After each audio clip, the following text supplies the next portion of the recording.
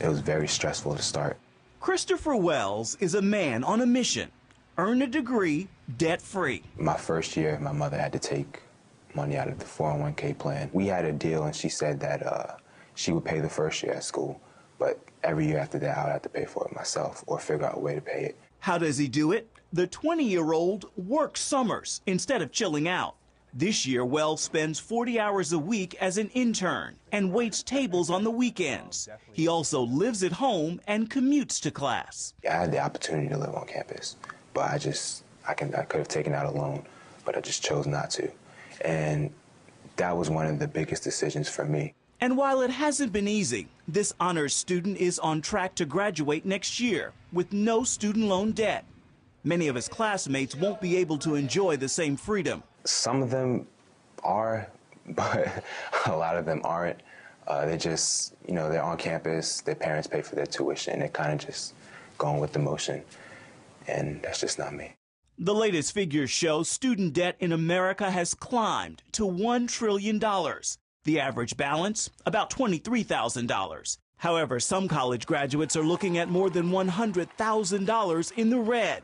That debt is even tougher to pay back in today's economy, where most college graduates can't find a job. So many times I meet people who've got $100,000 spent to get a PhD in, German polka history or something. Oh my gosh, where are they going to get this money back? Financial expert Dave Ramsey says students must change their thinking when it comes to college. We've got to break the mindset that in order to be a student, you have to have a student loan. Instead, let's go back to the old-fashioned way of paying for it. And you actually can do that. It's difficult, but you can do it. It's called work. That work actually begins years before even applying for college. Step 1, choose a school you can actually afford, perhaps a community college to get started. Then, look for free money in the form of grants and scholarships. You've got to apply for scholarships. There's lots of them out there. You've got to take classes on how to take your SAT and ACT so that your scores come up, which qualifies you for more scholarships. And then you get grants. I grant you the right to work while you're in school.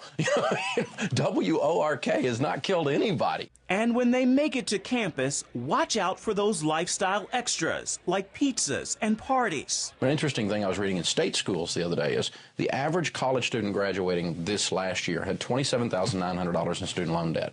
And the interesting thing is that's about what they spent over 4 years to live off campus in an apartment, to eat out, to attend social functions associated with college.